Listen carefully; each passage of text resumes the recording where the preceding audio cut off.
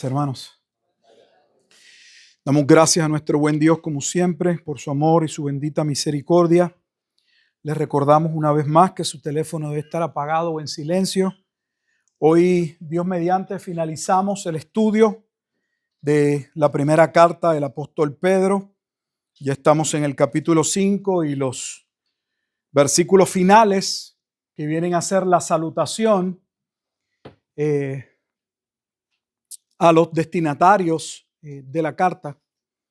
Hemos leído el pasaje, hemos orado pidiendo a nuestro buen Dios que nos auxilie, que nos ayude a que podamos tener ojos para ver, oídos para escuchar y sobre todo la Biblia nos advierte que no seamos solo oidores olvidadizos, sino hacedores de la Escritura.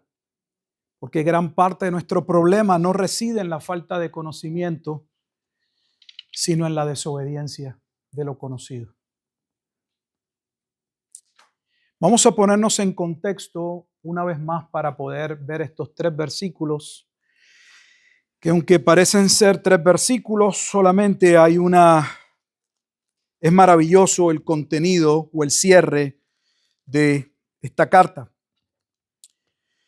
Está escribiendo el apóstol Pedro y ya vemos que la carta ha sido conducida por Silvano. Algunos dicen que este Silvano es el Silas de Hechos capítulo 15. Si usted va a ver en su Biblia, en el versículo 12, debe tener una referencia que dice que usted debería mirar, consultar Hechos capítulo 15, versículos 22 al 40. ¿Qué ocurre en Hechos capítulo 15? Hechos capítulo 15 es el momento en el que se crea cierta discusión, hay discrepancia entre el liderato, entre algunos hermanos, principalmente contra Pablo y contra Bernabé, por estar predicando el mensaje entre los gentiles y dejándoles saber a los gentiles que por medio de Cristo ellos formaban parte de ese pueblo, de esa iglesia, a lo cual algunas personas, especialmente entre los fariseos, les pareció que esa enseñanza no era correcta, que si alguien realmente iba a pasar a ser parte del pueblo de Dios y era un gentil, tendría que primero judaizarse. Y vimos que ese concilio termina tal disputa, que aunque la terminó, hoy continúa porque algunos no leen la Escritura, estableciendo que Jesucristo era aquel templo que sería reedificado para salvación, el cumplimiento de la profecía del libro de Amós, capítulo 9, versículo 9, y que nadie debía impedir que los gentiles que abrazasen el cristianismo se arrepintiesen y reconocieran a Jesucristo fuesen contados como parte del verdadero pueblo de Dios. Pedro mismo, el autor de Primera de Pedro y Segunda de Pedro, salió en defensa del ministerio de Pablo y de Bernabé, argumentando que él era testigo de esa gracia dirigida también hacia los gentiles y recordando aquel momento en Hechos capítulo 10 cuando el Espíritu de Dios lo llevó a casa de un centurión y en casa de ese centurión Pedro vio una manifestación igual o similar a la que tuvieron los discípulos en el día de Pentecostés, llegando Pedro a entender, a comprender que si Dios había derramado el Espíritu Santo salvando a los gentiles de la misma forma o en la misma manera en que había llamado a aquellos primeros 3,000 en el día de Pentecostés, entonces nadie debía impedir, nadie debía ser obstáculo en que los gentiles escuchasen el mensaje del bendito evangelio. Y este Silvano en Hechos capítulo 15 se entiende que es uno de aquellos emisarios que serían llevados a Antioquía, a algunas regiones, para comunicar lo que el primer concilio había dictaminado, que era la normativa, que era lo que bíblicamente se podía o se desprendía de la salvación con relación a los gentiles.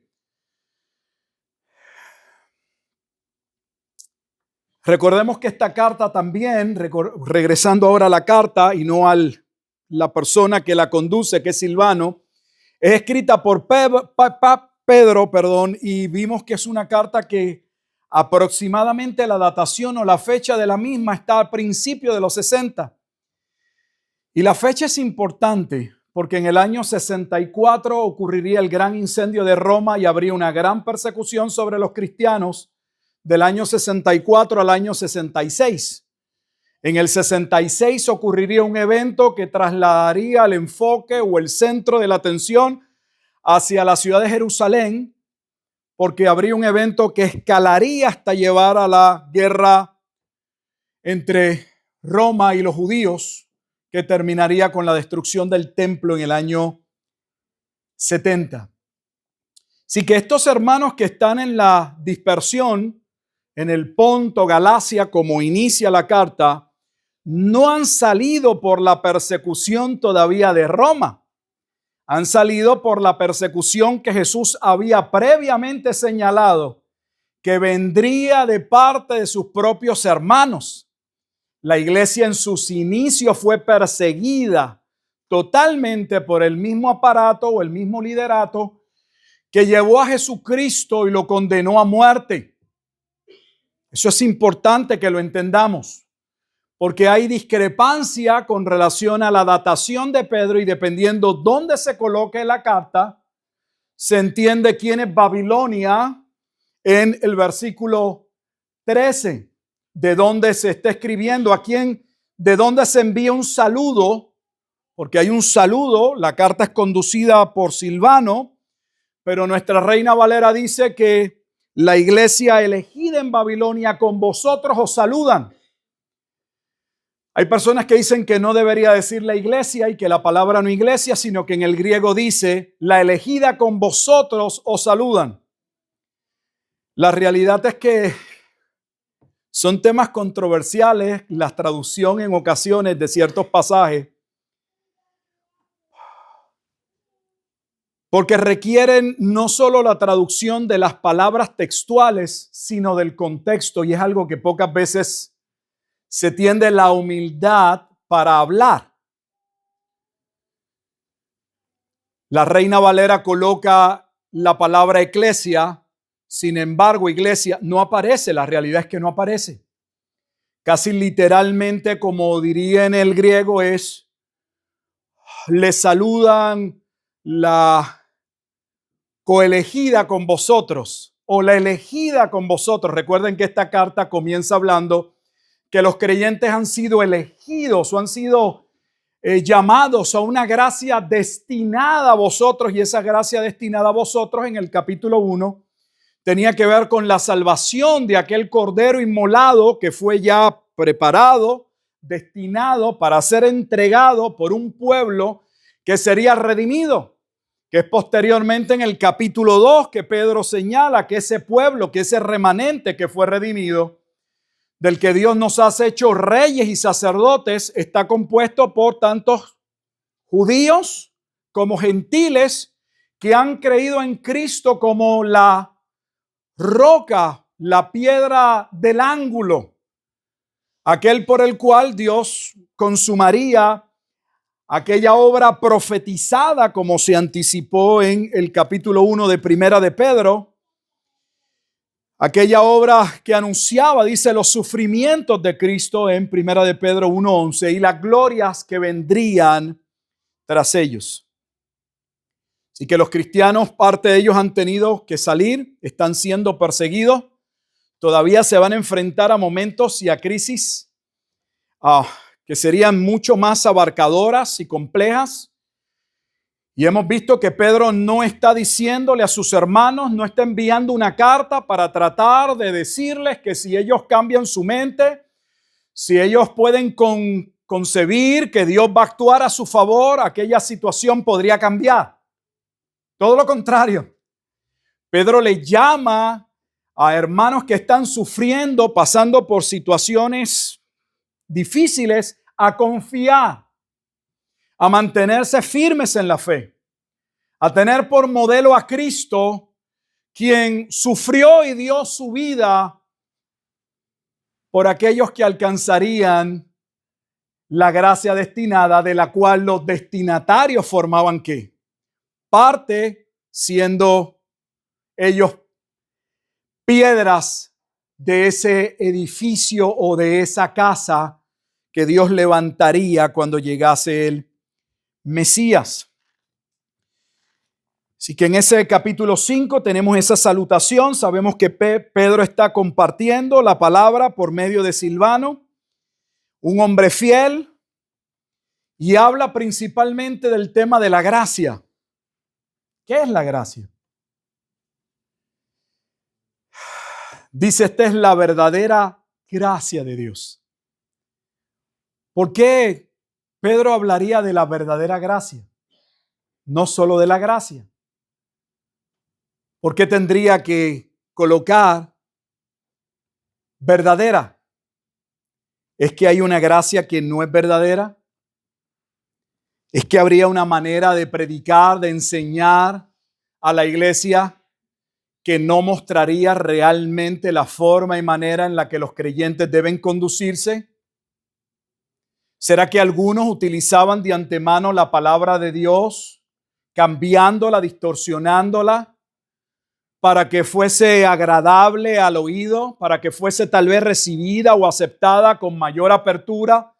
Porque como el Espíritu Santo dijo por medio de Pablo, cuando se acercaran aquellos postreros días, muchos tendrían comezón de oír lo que querían escuchar, serían engañados, dice, por medio de falsos maestros.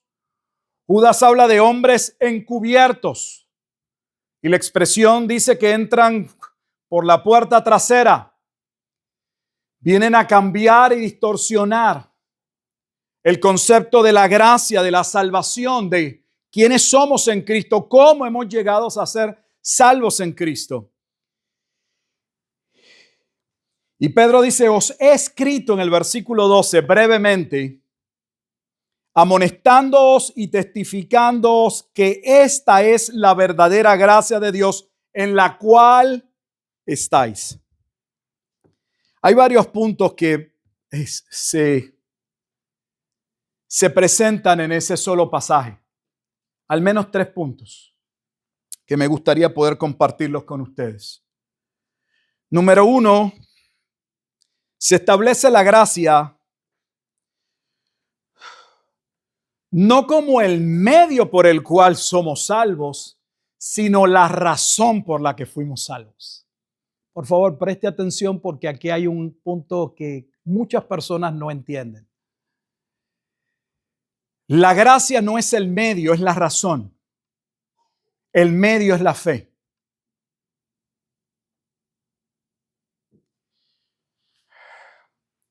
En múltiples ocasiones, por causa de que queremos siempre reducirlo todo, hacerlo todo tan sencillo para que aparentemente, no sé, todo el mundo pueda entenderlo, terminamos haciendo tal reduccionismo que quitamos elementos que son necesarios, son componentes. Sin esos componentes, como el agua, es H2O.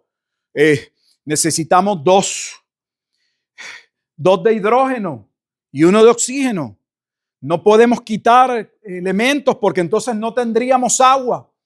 Y a veces hacemos eso con la Escritura. Queremos simplificarlo tanto que terminamos sin querer distorsionándola. Hay una gran cantidad de personas que creen que la salvación que ellos reciben es ¿cómo? No es una salvación por gracia. Hablan de la gracia, pero confunden la gracia con el medio. La salvación es por gracia, pero es por medio de la fe. El medio por el cual recibimos lo que Dios nos concedió es la fe.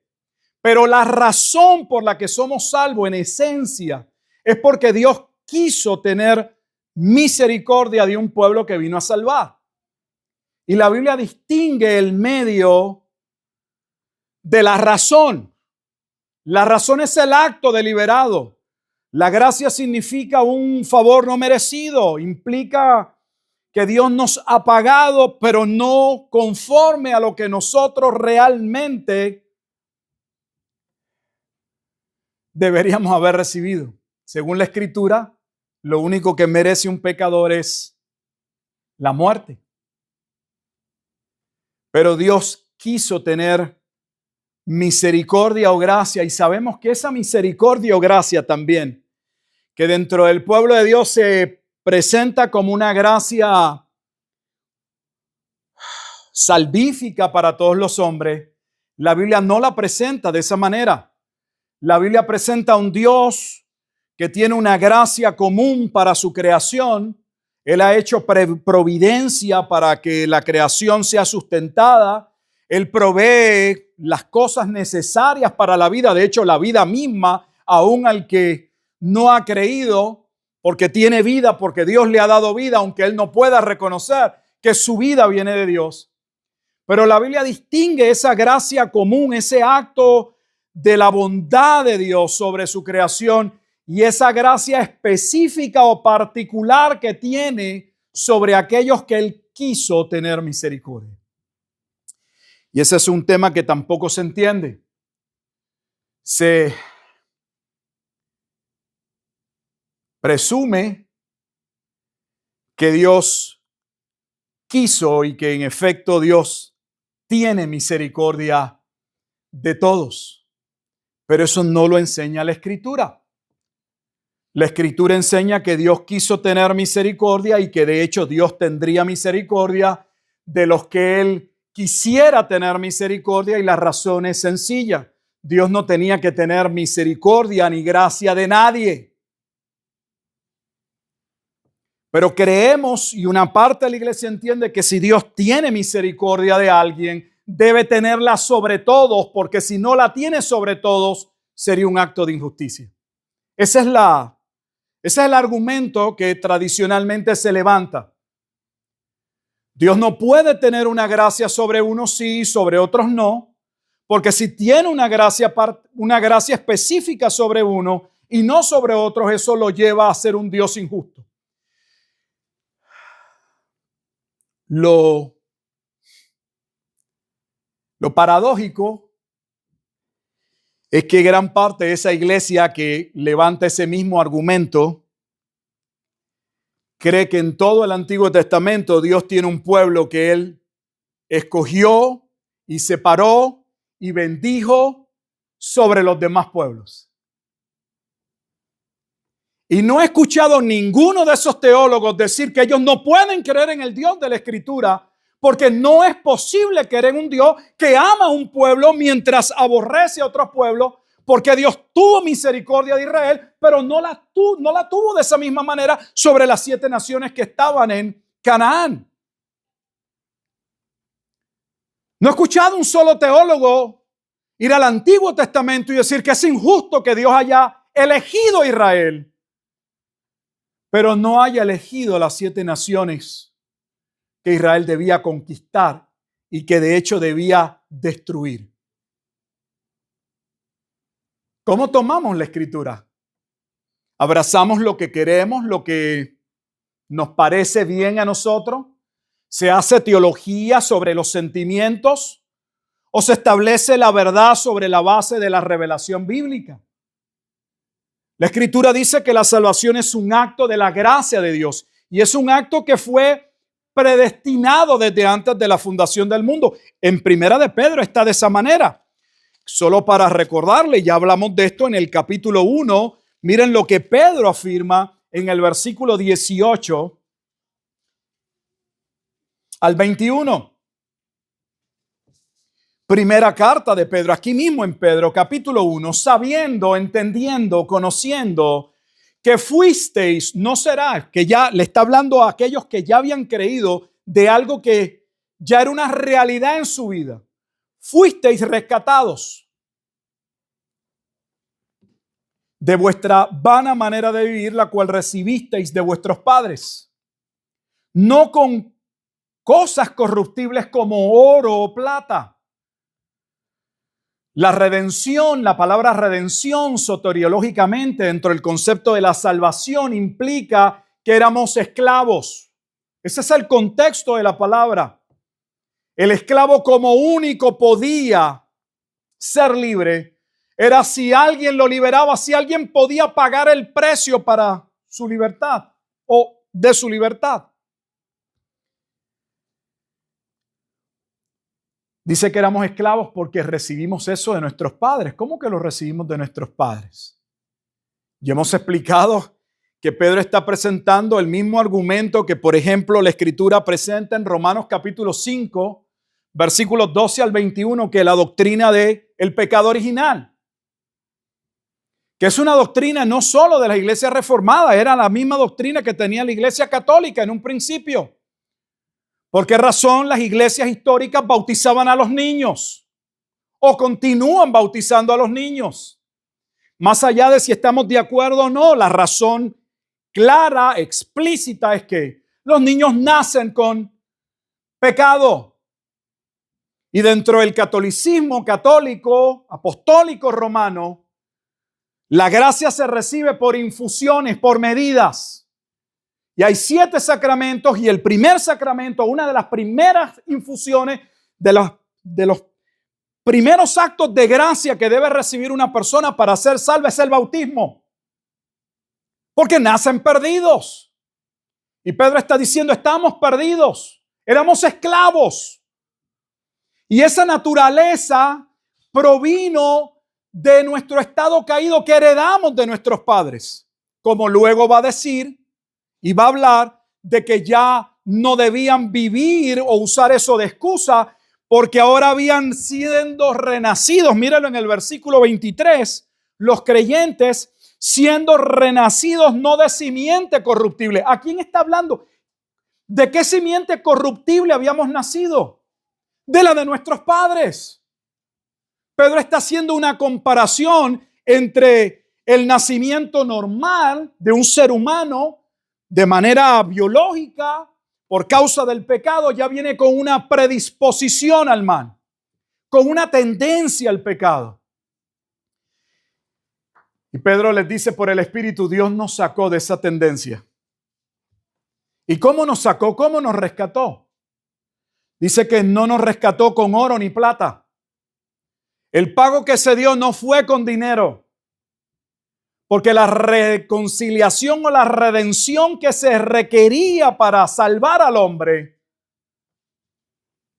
implicaba que la justicia de Dios fuera satisfecha. Y la justicia de Dios demandaba la condenación del hombre. Aquí hay otra idea equivocada en el pueblo cristiano. Las personas tienen la idea de que Dios salva porque por amor Él salvó. Y sí, la palabra amor está.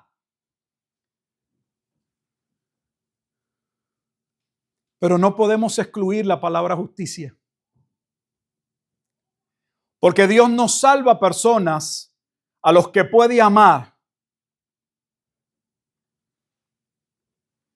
sin que su justicia sea satisfecha.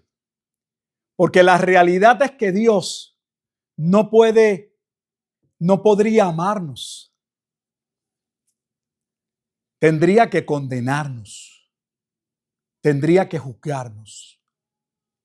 Y Cristo es el medio por el cual ellos van a ser rescatados.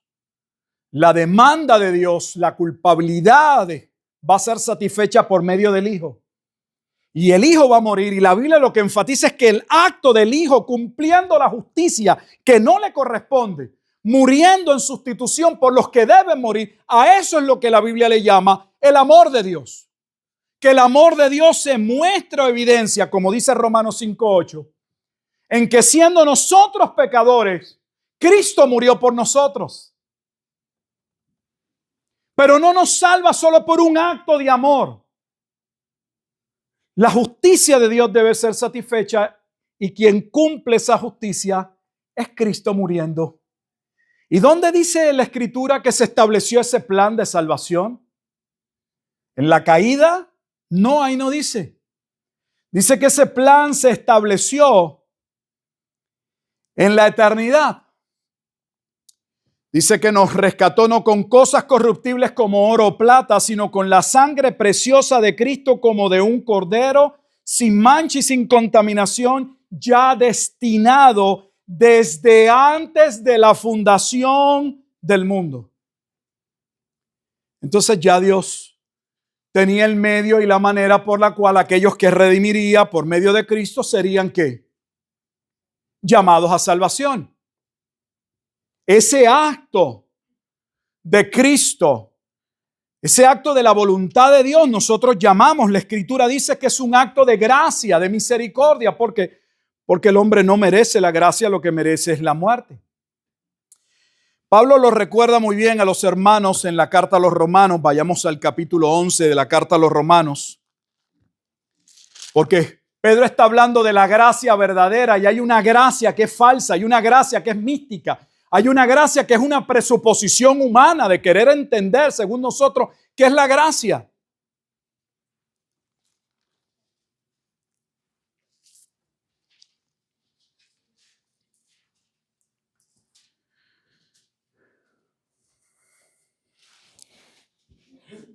En Romanos capítulo 11,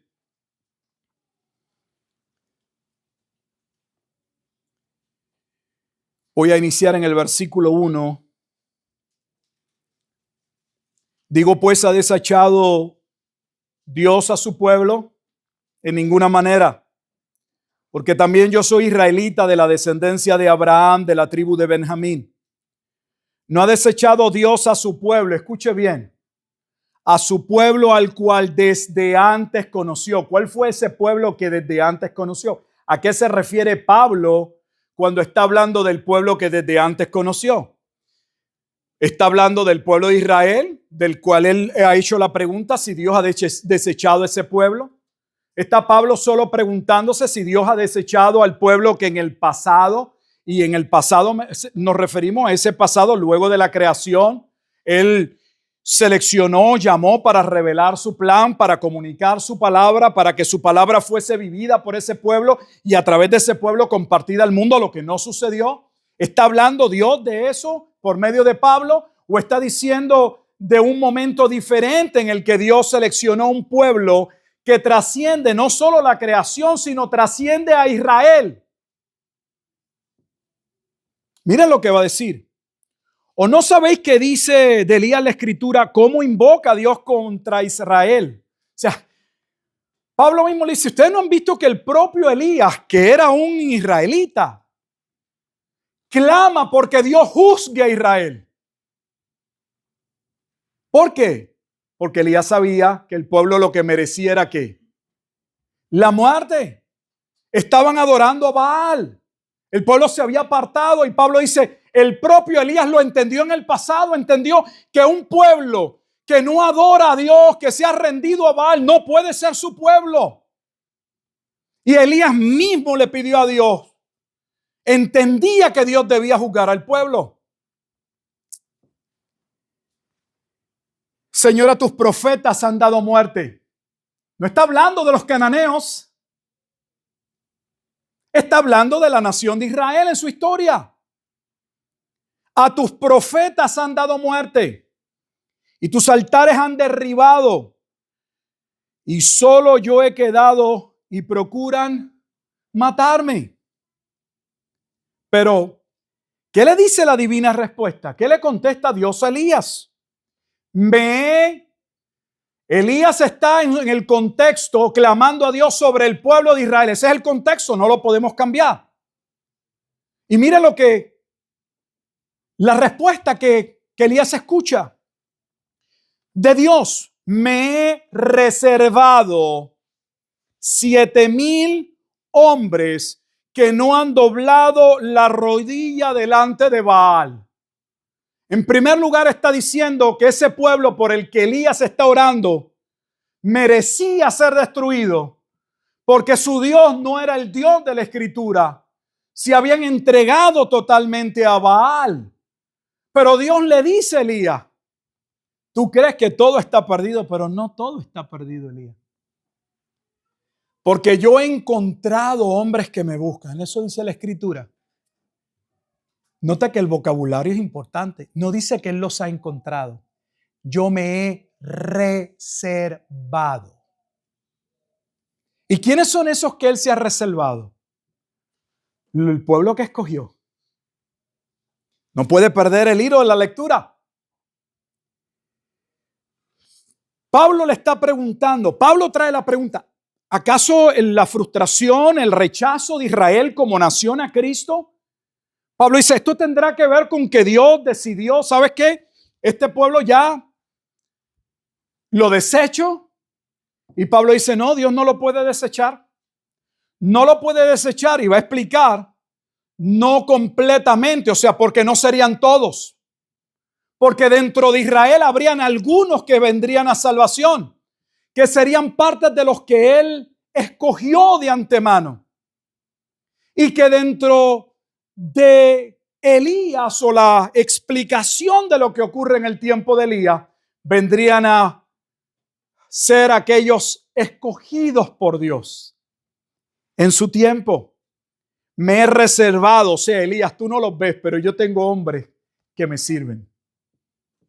Y tengo hombres que me sirven porque yo mismo he obrado en sus vidas. Pero él no lo deja como en algo del pasado. Mire lo que dice el versículo 5. Así también aún en este tiempo, no en nuestro tiempo, en el momento principalmente es en el tiempo de ¿quién? De la carta. ¿Lo podemos traer a nuestro tiempo? Seguro que sí.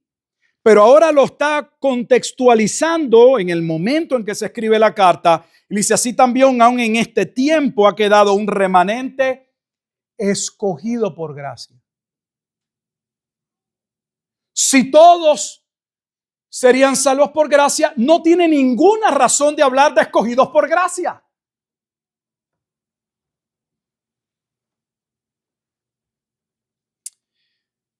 Pero Pablo sabía, porque él tenía esa misma idea, de que Israel como nación, eran un pueblo escogido, todos por Dios.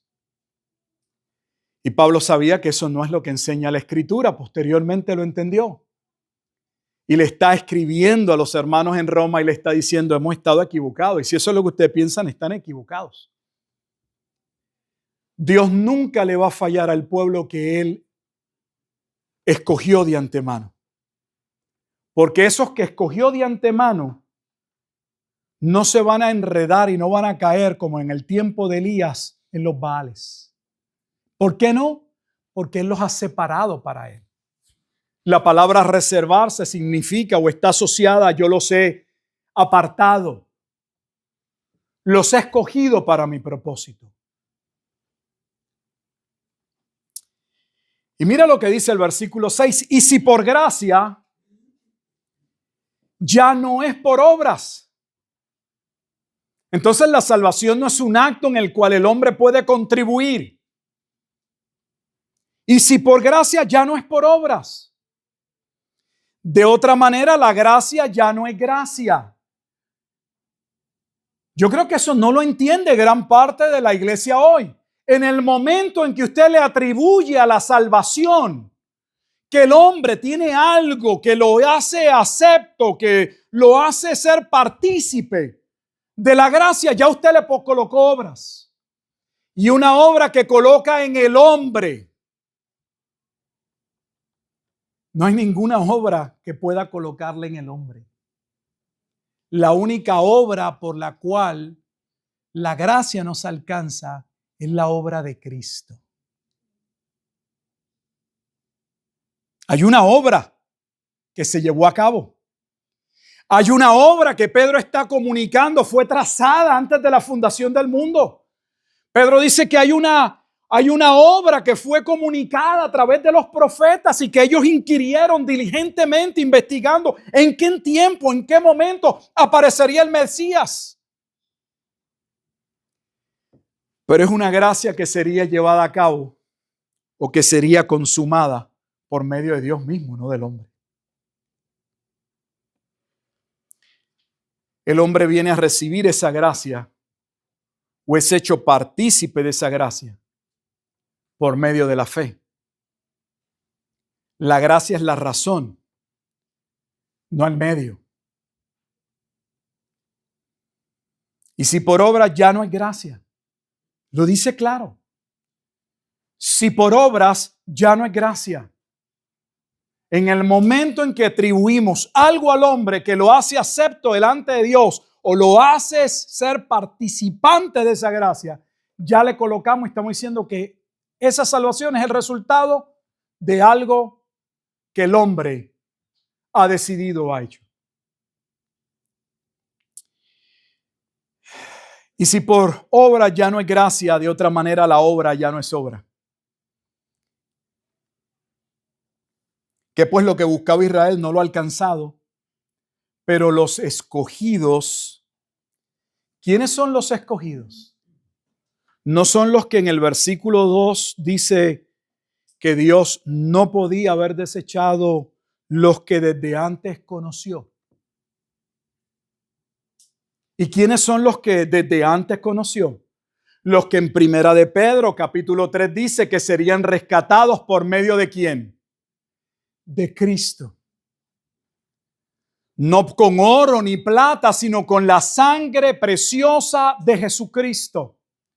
Así que la gracia que recibimos en la salvación es un acto de la pura misericordia de Dios sobre los que Él quiere y quiso salvar. Y no es el medio, es la razón.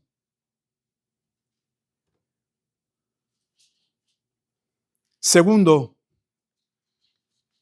esa gracia no solo nos conforta, porque el hecho de que la salvación sea por gracia implica que nuestra salvación es segura, porque descansa completamente en la obra de Cristo. Pero Pedro no dice que esa gracia solo conforta a los hermanos en medio de la crisis en la que estaban viviendo. Dice que esa gracia también confronta o amonesta. No sé si lo leyó en el versículo 12. Casi siempre que hablamos del tema de la gracia, solo abordamos la gracia como algo que debe traer ánimo y gozo a la vida del creyente. Y es cierto. El saber que lo que somos es el resultado de lo que Dios dispuso, quiso, es maravilloso.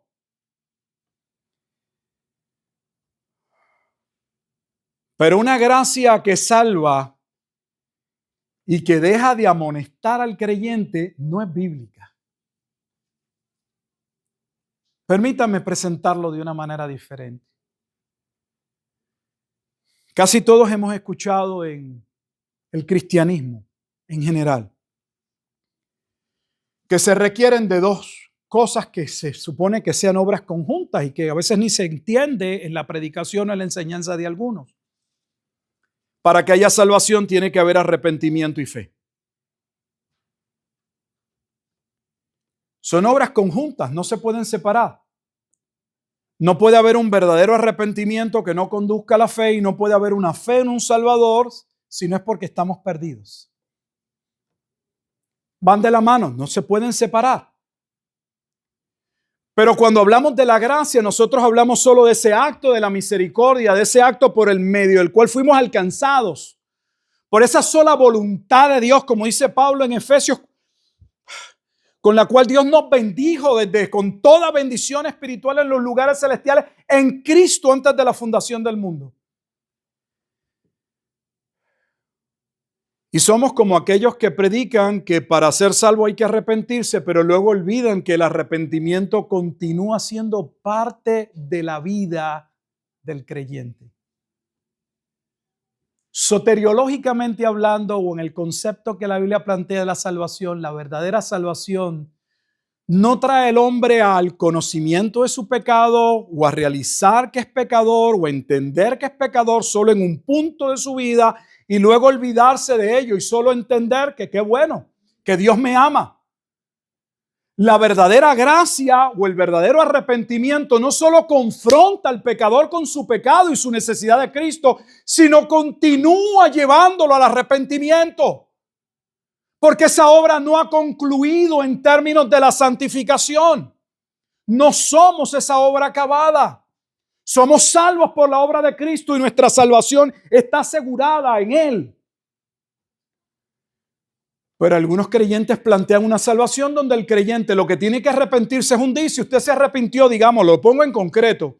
Usted se arrepintió el 15 de septiembre del 1980.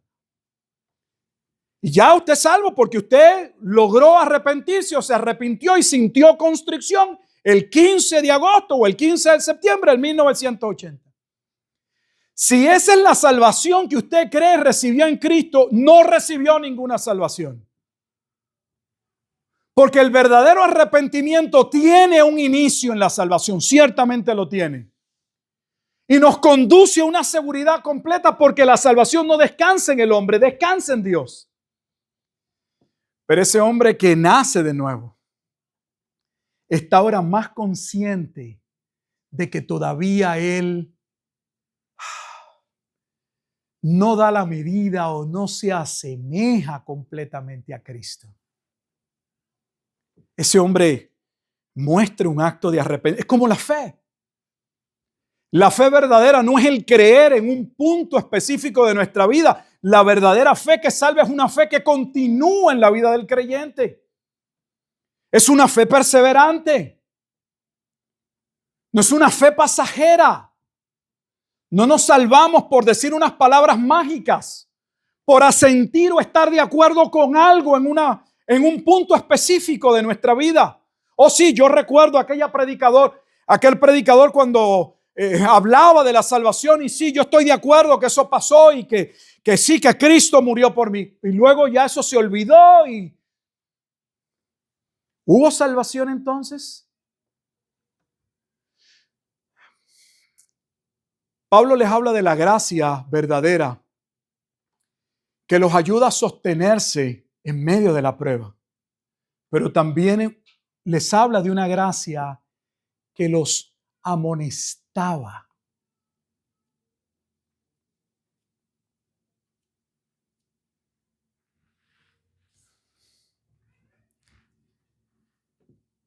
En ocasiones deberíamos preguntarnos no si Dios nos ama, si nosotros lo amamos realmente a Él.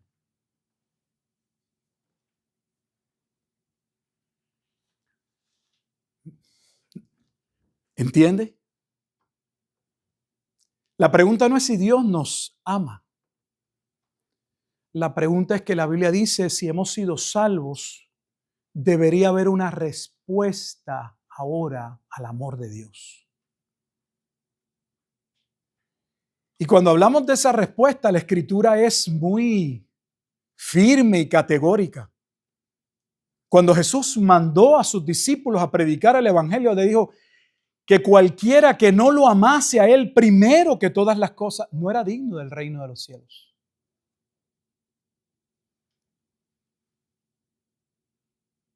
Usted y yo podemos colocar a Dios en nuestro segundo lugar, tercer lugar, cuarto lugar.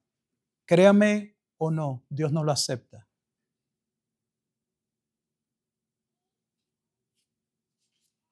O Dios es lo primero en nuestra vida o no lo es. De hecho, lo he compartido varias veces con ustedes y nunca lo olvidaré aquella persona que con mucho dolor en su corazón me decía, pastor, apenas comienzo a entender que cuando Dios no es lo primero en mi vida, nunca jamás será lo segundo, ni lo tercero, ni lo cuarto. Y le pregunté, ¿por qué dices eso? Y llorando me dijo, porque aquello que toma el primado que nunca debí darle a otras personas sino a Dios, viene de la mano con lo segundo, con lo tercero, con lo cuarto. Me dijo, es pura hipocresía cuando decimos que amamos a Dios en un segundo lugar. Por eso Jesús dijo claramente, no me pueden amar a mí y amar a Mamón. No pueden, porque terminan amando a uno de esos amos y aborreciendo al otro. Si usted cree que usted puede hacer esa ecuación y jugar con Dios y decirle, bueno, yo te puedo dar parte de mi vida, no toda, pero te puedo dar parte de mi vida, esa ecuación no existe en la Escritura. Dios demanda todo de nosotros, pero Él dio todo por nosotros. Y aunque nosotros nunca vamos a poder amar a Dios como Él merece de este lado, porque si bien decimos una cosa, debemos ser honestos y decir la otra. ¿Quién de nosotros puede amar a Dios con todo el corazón, con toda la mente, con todo el alma y con todas las fuerzas todo el tiempo?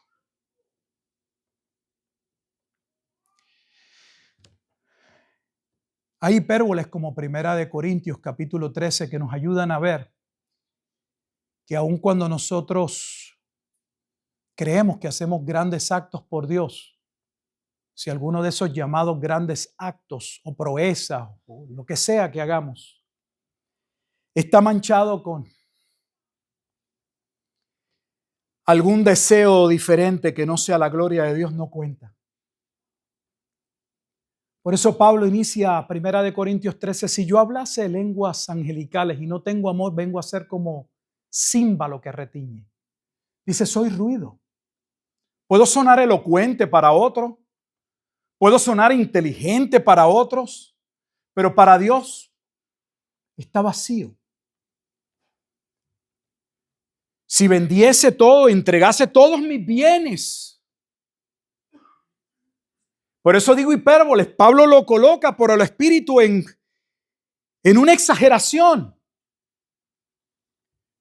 Para que entendamos el punto, ni aun cuando creamos que lo hemos hecho todo, si aún eso está minado, hay algo dentro de nosotros donde buscamos nuestra gloria, donde buscamos cualquier otra cosa que no sea la gloria de Dios, no cuenta.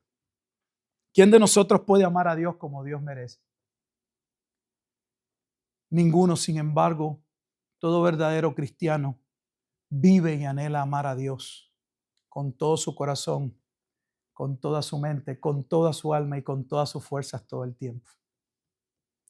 Parece una contradicción, pero algún día lo vamos a poder hacer. La Escritura dice que Él no ha terminado su obra y habrá un día en que podremos amar a Dios como Él merece ser amado. Sin embargo, eso no quita que nosotros no procuremos la santidad y el amor a Dios. Y Pedro le dice, yo les he escrito en esta gracia verdadera para amonestarlos. ¿Por qué los estaba amonestando? Porque él sabía que en medio de la crisis, de la debilidad, podemos encontrar 1000 razones para Dios no está, no lo he visto, llorado, yo voy a la iglesia, Dios no actúa, pastor, yo oro, usted ha orado, mire mi situación, mire mi casa, mire mi familia, todo continúa igual. 1000 razones para abandonar el barco. Si se trata de hallar una razón, siempre vamos a encontrar, si no, no las inventamos.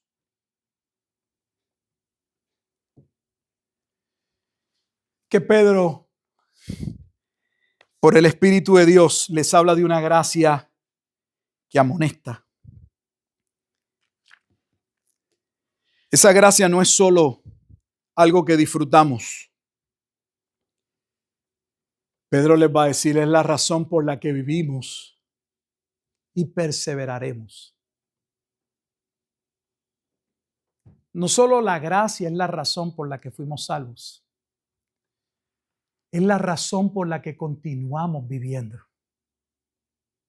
Es la razón por la que tenemos plena confianza de que el que comenzó la buena obra, como dice Filipenses 1:6, la perfeccionará hasta el día de Jesucristo.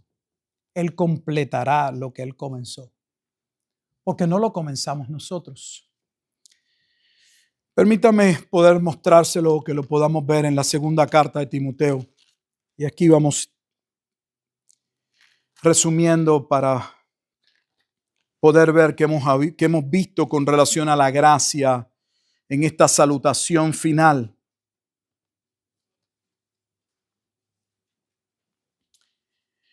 En segunda carta del apóstol Pablo a Timoteo, en el capítulo 1, voy a iniciar en el versículo 8. El versículo clave es el 9. Por tanto, no te avergüences de dar testimonio de nuestro Señor.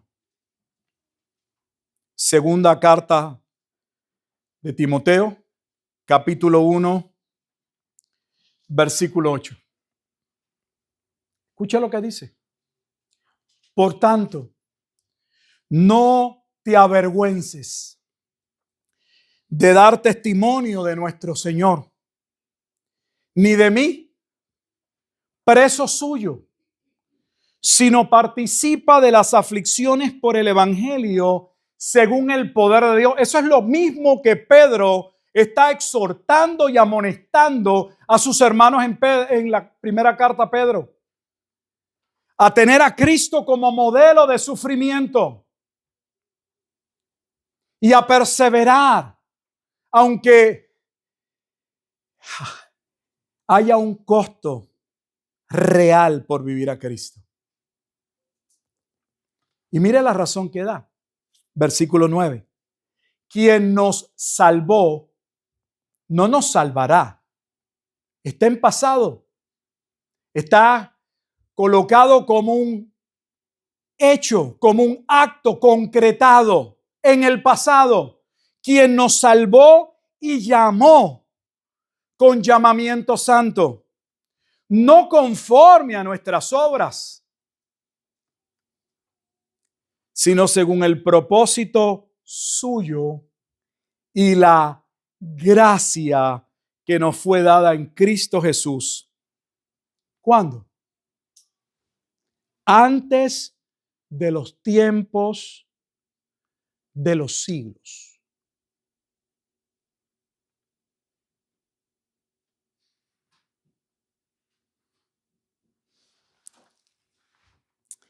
Déjeme ver si puedo resumir para terminar.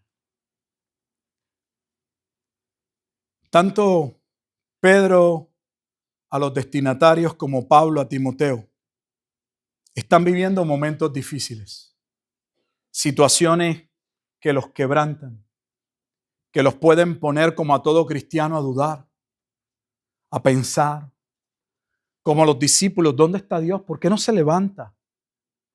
¿Recuerdan aquel momento? Lo hemos compartido muchas veces. Oye, levántate, ¿no ves que perecemos? Quisiéramos ver actuar a Dios en nuestro tiempo, en nuestra forma, a nuestra manera. Y cuando eso no sucede, podríamos preguntarnos mil cosas. Y Pablo está diciéndole a Timoteo que no se avergüence de dar testimonio de Cristo. Y que tampoco tenga o sienta vergüenza por el apóstol Pablo, quien le había enseñado. Y la razón que le da, ¿cómo podemos sentir nosotros vergüenza? Por sufrir algo en nuestro tiempo, cuando Él decidió salvarnos y amarnos, cuando aún no habíamos nacido. Cuando conocería de antemano nuestro pecado. Porque ¿qué razón tendría Dios para escoger un plan de salvación si no es porque había previsto, obviamente, la caída del hombre? Note que este plan no se concretó, no se diseñó, no se trazó en Génesis capítulo 3. No lo coloca en el momento de la caída. Sin embargo, dice que en el momento de la caída es que entra el pecado y que el pecado posteriormente va a pasar a todos los hombres. Y pone en concreto que la condición de la corrupción adquirida que trajimos de nuestros padres, en Primera de Pedro capítulo 1, versículo 18, viene como consecuencia de aquel primer pecado. Pero cuando habla de Cristo no dice que Dios dio a Cristo en el momento en que caímos en Génesis. Lo estableció como un cordero para rescatar. ¿A rescatar a quiénes? A los que según Primera de Pedro escogió. A los que según Primera de Pedro recibirían esta gracia destinada a vosotros. Hacia aquellos que serían hechos su pueblo, sus sacerdotes. Hacia ellos. Y eso lo hizo antes de la fundación del tiempo. Pero como lo hizo en la eternidad, trasciende el estado presente. Y yo creo, hermanos, que yo sé que es un poco difícil de entenderlo, pero gran parte de nuestras frustraciones es que todo lo medimos en nuestro presente. Porque nuestra condición humana nos limita a mirar todo en tiempo y espacio. Y el problema es que cuando usted lo que está mirando es el momento, el tiempo, la hora, el reloj, y usted no ve que ocurre lo que usted cree que debería suceder, se frustra, se hace preguntas, se cuestiona. Pero el Espíritu de Dios, por medio de la Escritura, nos está diciendo que no deberíamos cuestionar los propósitos de Dios. Porque ese Dios nos escogió para ser salvos antes de todas las cosas. Y Él por ello es antes de todas las cosas. Y nada puede detener sus planes y sus propósitos. ¿No deberíamos más bien entonces aprender a descansar en esa gracia? ¿No debería ser esa gracia algo que nos lleve a tener paz? ¿A vivir de una manera diferente? ¿A ser agradecidos?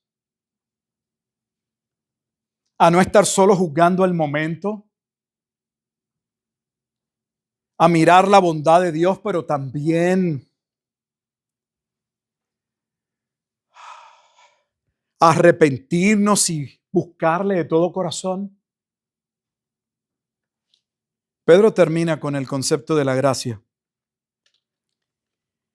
y les dice que él les ha hablado por medio de Silvano, a quien él consideraba un fiel hermano, lo que implicaba que no todos los hermanos eran fieles, amonestándonos. ¿Por qué amonestándonos? Porque debían perseverar en la gracia. ¿Por qué testificando? Porque la verdadera gracia no es un concepto filosófico que soñamos, que miramos, que es algo que vivimos. La gracia es la razón por la que estamos vivos. La gracia es la razón por la que fuimos salvos. La gracia es la razón por la cual Pedro dijo lo que dijo en el versículo 10. Y termino aquí. Mas el Dios de toda gracia. Escuchen lo que ya esto lo habíamos leído. Mas el Dios de toda gracia, que nos llamó a su gloria eterna en Jesucristo, no solo nos hizo participantes de la obra de Cristo, nos llamó a la gloria eterna junto a Cristo. Escuche, después que hayáis padecido un poco de tiempo, y eso es lo que no nos gusta en la ecuación. Nos parece maravilloso que Dios quiera amarnos. Nos parece maravilloso que Dios, lejos de derramar su ira, haya querido perdonarnos. Pero cuando se trata en esta carta de que los cristianos, si es necesario por causa de la fe, tengan que enfrentar aflicciones, dificultades, por lo que creen, por su amor a Cristo, entonces claudicamos. Nos quejamos. Nos bajamos del barco. Después que hayáis padecido un poco de tiempo. Pedro no les está prometiendo que los padecimientos van a terminar. Pedro no es este predicador fraudulento que llama a la gente a que traigan todas sus cargas porque las vamos a poner todas sobre Cristo. Váyase libre en Cristo. Pedro es el tipo de predicador que nos dice que debemos armarnos o ceñirnos de la verdad del Evangelio para enfrentar las situaciones del presente como Cristo afrontó el peso de su muerte, mirando ¿qué? El galardón. ¿Y quién era el galardón? El pueblo que iba a salvar. Y nuestro problema consiste en que no podemos mirar nuestro galardón cuando lo único que estamos mirando son las circunstancias. Nos pasa exactamente como a Pedro. Tan pronto uno quita la mirada de Cristo, comienza a hundirse en medio del mar. Porque estamos cuestionando, aunque no lo digamos, estamos cuestionando. De hecho, estamos siendo hasta arrogantes.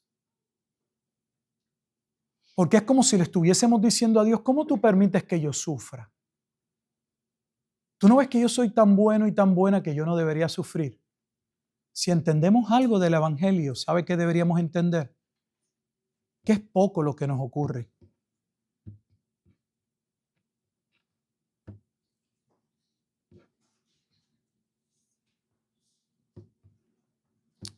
Dios nos ayuda, hermanos. Yo no pretendo entenderlo todo, pero creo que la palabra de Dios es veraz y que podemos seguir adelante corriendo la carrera que tenemos por delante si nuestros ojos están bien anclados en Cristo. Debemos, como el autor de Hebreos dice, despojándonos de todo peso, dice, y del pecado que nos asedia. Debemos correr con paciencia la carrera que tenemos por delante. Estos hermanos estaban pasando por situaciones, pero esas situaciones no eran una excusa para no vivir a Cristo.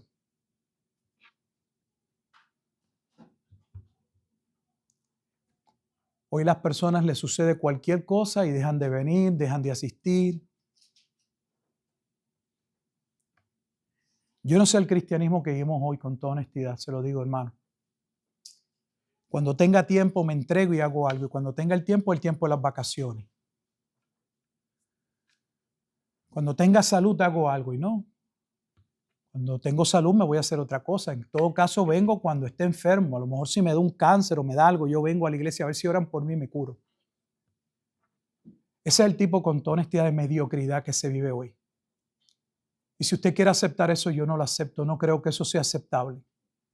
Entiendo que es parte de nuestra condición, como oraba el hermano, que somos débiles, somos torpes y lo somos. Pero debemos buscar más que eso. No nos podemos quedar en nuestra torpeza y en nuestra simplicidad. Debemos dar lo mejor de nosotros. Y Pedro está llamando a sus hermanos por el Espíritu de Dios a dar lo mejor de ellos en medio de la crisis que estaban viviendo. Les pide que resplandezcan cuando todo es oscuridad. Tal vez nuestras vidas serían diferentes si dejamos de estarnos quejando. Y deberíamos comenzar a darle gracias a Dios por lo que nos ha dado y por lo que tenemos. El mero hecho que nos haya salvado. ¿Hay algo más? Si lo único que Dios nos diera en esta vida fuera solo habernos llamado a salvación, ¿hay algo más grande que nos podría haber dado? ¿Esa no debería ser la razón suficiente para entregarnos? ¿Qué razón tendrían estos hombres para estar escribiendo y hablar de amor cuando Pablo le está escribiendo a Timoteo, que siente vergüenza y se siente frustrado, y Pablo está preso? ¿No debería ser Timoteo el que le escribe a Pablo y le diga: Pablo, adelante, no te preocupes? No es el preso estimulando a los que están libres para que continúen caminando. Ojalá Dios nos ayude a poder dar gracias por la gracia que hemos recibido y a no tomarla como algo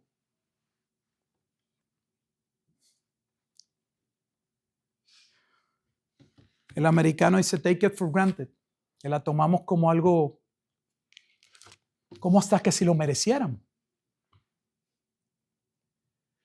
Amado Dios y Padre eterno, damos gracias en esta tarde por tu amor y tu misericordia. Como en la mañana hablamos del concepto teológico de cómo definimos, cómo entendemos al Dios de la Escritura. Y aunque tenemos un sinnúmero de vocabulario cristiano, bíblico, teológico del que hablamos, en ocasiones nos percatamos que es mucho más complejo de lo que pensamos. Usamos la palabra gracia de múltiples formas o maneras, pero hoy la estamos viendo dentro del contexto de la salvación. Y dentro de ese contexto donde es una gracia especial, una gracia que nos fue concedida desde antes de la fundación del mundo, una gracia que tendría como objeto rescatar a hombres corruptos, pecadores como los demás que merecían la muerte, y librarlos o rescatarlos por medio de un pago, que quien lo haría sería el propio Dios contra el cual nos rebelamos. Y aún así, oh Dios, pasamos toda nuestra vida quejándonos. Es que nadie entiende nuestras circunstancias. Nadie entiende el lugar en el que nacimos, la familia que teníamos o que tenemos. Es que el trabajo, es que usted no sabe, mi esposo, mi esposa. Cuando realmente, oh Dios Padre, el verdadero desastre y el problema somos nosotros mismos. En nuestra falta de comprensión, en nuestra rebeldía. Es como Pedro le decía a sus hermanos, nuestras vidas no van a salir a flote y no vamos a poder salir adelante si pensamos que podemos por nosotros mismos. Necesitamos pues humillarnos ante la poderosa mano de Dios para que Él nos exalte cuando fuere tiempo. Y un exaltar que no tiene nada que ver con casas, con prosperidad, con un Dios que realiza nuestros sueños, nuestros caprichos, nuestras ambiciones, nuestro egoísmo irracional, sino con un Dios que nos sustenta y continúa obrando en nuestras vidas para que podamos ser testigos de esa gracia, para que podamos predicar esa gracia, para que podamos ser confortados y amonestados por esa gracia, para que entendamos que es esa gracia no solo la razón por la que fuimos salvos, es la razón por la que seguimos siendo salvos y por la que seremos salvos. Te damos gracias, oh Dios, porque es gracia sobre gracia, es gracia de principio a fin. Ayúdanos a entender algo de esa gracia y que esa gracia que en la Escritura es señalada como el más grande amor, nos lleve a amarte, aunque sea, oh Dios, porque tú nos amaste primero. Nos preparamos para participar de la cena del Señor. Una vez más el Evangelio, en concreto en los elementos, en el pan y en la copa, que podamos participar de ella con un conocimiento claro y profundo de que hubo un gran precio, de que hubo un glorioso plan que se trazó antes de la fundación del mundo y que deberíamos ser sumamente agradecidos por poder ser objeto, por poder ser participantes, por poder vivir por esa gracia. En Cristo Jesús oramos y damos gracias. Amén y amén.